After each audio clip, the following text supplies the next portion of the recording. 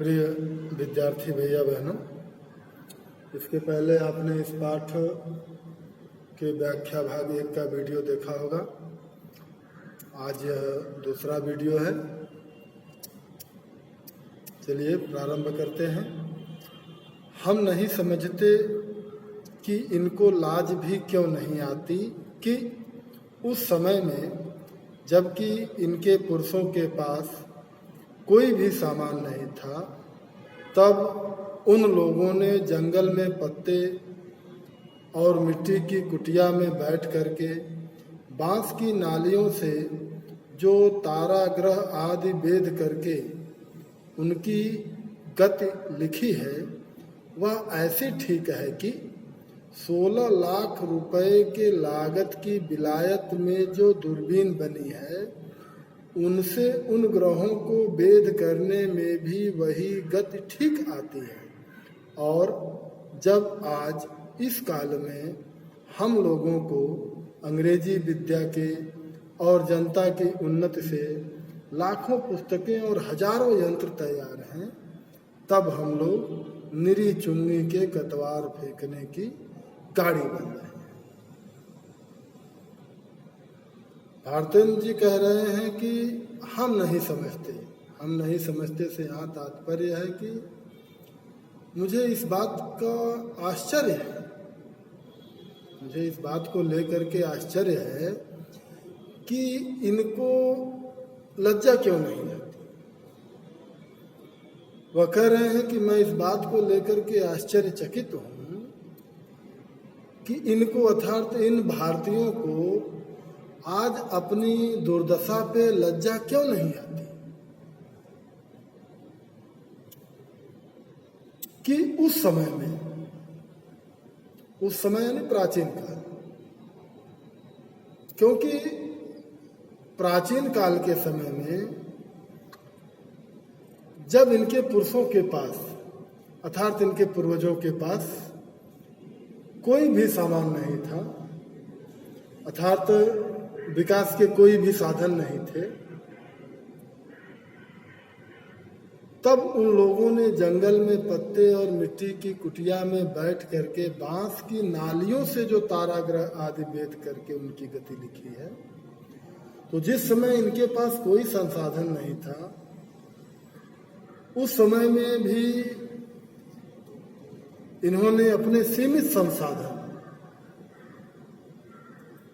जंगल में कुटिया के अंदर बैठकर और बांस की नालियों से इस प्रकार के सीमित संसाधनों के माध्यम से जो ताराग्रह आदि वेद करके, यानी जो ताराग्रह आदि को परख करके उनके बारे में जान करके जो गति लिखी है, उनकी जो दूरी बताई है, वह ऐसी ठीक है, यानी वह इतनी प्रामाणिक है कि 16 लाख रुपए के लागत की विलायत में जो दूरबीन बनी है, विलायत यानी विदेश में, उनसे उन ग्रहों को वेद करने में भी वही गति ठीक आती है। तो विलायत में बनी हुई उन महंगी दूरबीनों से भी जब उन तारा ग्रहों की गति को परखा जाता है, मापा जाता है, तो हमारे पूर्वजों ने जो बांस की नलियों के माध्यम से जो गति बता दी है, तो वह आज के महंगी दूरबीनों से बताई गई गति के बराबर एकदम सटीक बैठती है। और जब आज इस काल में हम लोगों को अंग्रेजी विद्या के और जनता की उन्नति से लाखों पुस्तकें और हजारों यंत्र, तो उस समय सीमित संसाधनों के द्वारा ही हमारे पूर्वजों ने एक तरह से कह लिया जाए कि नक्षत्र विज्ञान की खोज कर दी थी। और आज जब हमारे पास अंग्रेजी विद्या, लाखों पुस्तकें, हजारों यंत्र वह सब आज हमारे पास हैं, तो भी हमारी दशा क्या है कि हम लोग उन संसाधनों का उपयोग नहीं कर पा रहे, और उन संसाधनों का उपयोग नहीं करने के कारण हम लोग निरी चुंगी के कतवार फेंकने की गाड़ी बन रहे हैं। चुंगी शब्द बहुत पहले प्रयुक्त होता था, आज के समय में हम उसको नगर पंचायत या नगर पालिका से जोड़ सकते हैं। तो चुंगी में कतवार फेंकने की एक गाड़ी होती थी, वह गाड़ी एकदम कबाड़ होती थी। तो आज हम लोग भी इतने संसाधनों के उपलब्ध होने के बाद भी अपना विकास नहीं कर रहे हैं, और इसके कारण से हम इस संसार में जो है चुंगी की कतवार फेंकने वाली कबाड़ गाड़ी की तरह, या यूं कह लें कि एकदम अनुपयोगी हो गए। यह समय ऐसा है कि उन्नति की मानो घुड़दौड़ हो रही है। चारों तरफ प्रत्येक देश वह उन्नति की दौड़ में लगा हुआ है। अमेरिकन, अंग्रेज, फ्रांसीस आदि, तुर्की, ताजी, सब सर पर दौड़े जाते हैं। तो चाहे अमेरिका हो, इंग्लैंड हो, जापान हो, फ्रांस हो, तुर्की हो, सभी प्रकार ये सभी देश उन्नति की दौड़ में सरपट यानी तेजी के साथ दौड़ रहे हैं। सबके जी में यही है कि पाला हम ही पहले छू लें। सभी लोग यही चाहते हैं कि उन्नति रूपी पाले को, विकास रूपी पाले को हम पहले छू लें, हम पहले विजय प्राप्त कर लें। उस समय हिंदू काठियावाड़ी खाली खड़े खड़े टाप से क्या करते हैं, मिट्टी खोदते हैं। तो उस समय हम हिंदुओं की दशा क्या है कि हम काठियावाड़ी घोड़ों की तरह, वह काठियावाड़ी घोड़ा होता है, देखने में बहुत ही स्वस्थ सुंदर होता है, लेकिन भैया काम कुछ नहीं करता, केवल खड़े खड़े जो है अपने स्थान पर मिट्टी खोदता है अपनी टाप से। तो उसी काठियावाड़ी घोड़े की तरह हम भी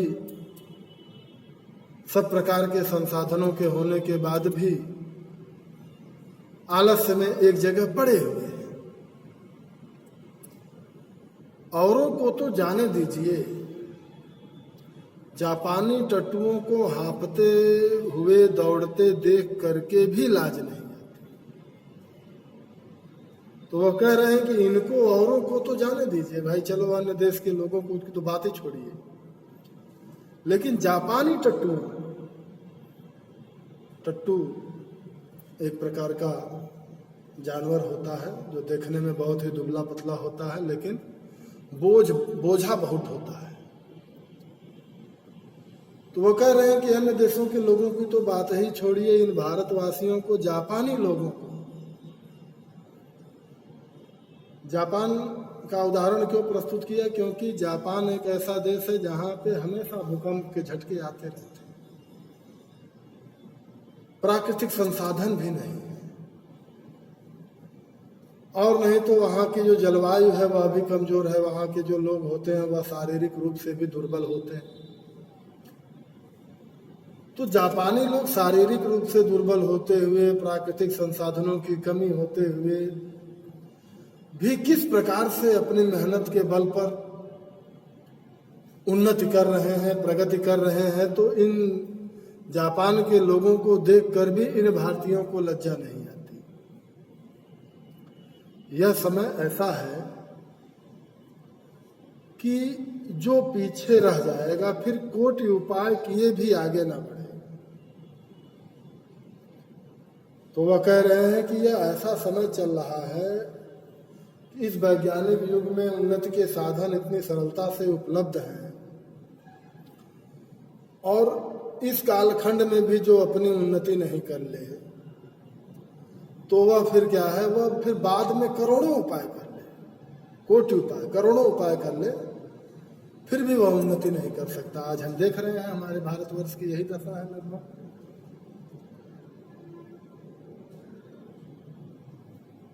इस लूट में, इस बरसात में भी जिसके सर पर कमबख्ती का छाता और आंखों में मूर्खता की पट्टी बंधी रहे, उस पर ईश्वर का कोप ही कहना चाहिए। कह रहे हैं इस लूट में भी कि चारों तरफ लूट का सामान बिखरा हुआ है, अनेक प्रकार के संसाधन उपलब्ध हैं, वस्तुएं पर्याप्त मात्रा में हैं। एक तरह से कह लें कि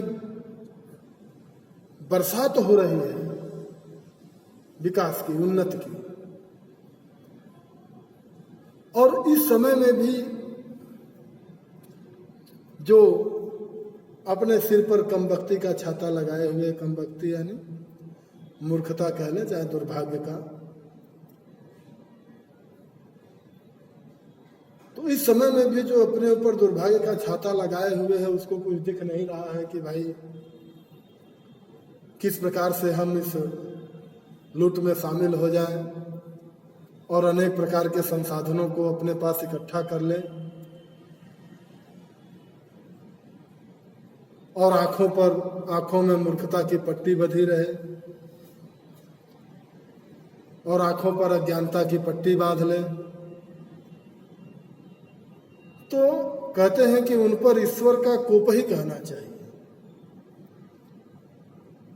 तो ऐसे लोगों के लिए उन्होंने कहा कि ऐसे लोगों के ऊपर लगता है कि ईश्वर ने अपना कोप कर दिया, अर्थात क्रोध कर दिया है, कि जिसके कारण से यह लोग किसी भी प्रकार की उन्नति, विकास इत्यादि बातों को समझ नहीं पा रहे हैं। इसमें कुछ प्रश्न हैं, देख लीजिए। पहला प्रश्न,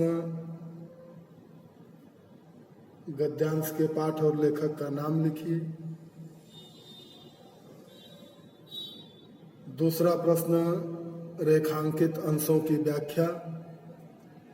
तो हमने कोई रेखांकित नहीं किया है, पूरे गद्यांश की ही व्याख्या की है, कहीं से भी रेखांकित किया जा सकता है।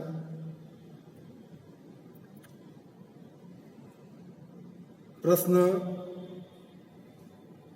अगला, लेखक को भारतीयों की किस बात पर आश्चर्य है?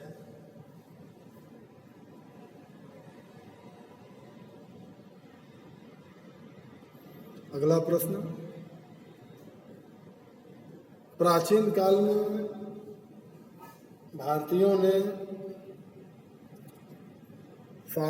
संसाधन हीन होते हुए भी किसकी खोज की?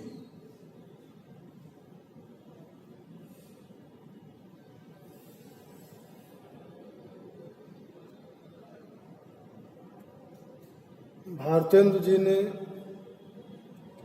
जापानी टट्टुओं का उदाहरण देते हुए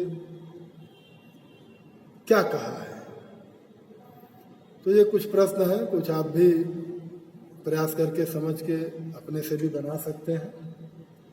उन प्रश्नों का उत्तर आप स्वयं लिखेंगे, ऐसी आपसे आशा है। आज के लिए इतना है।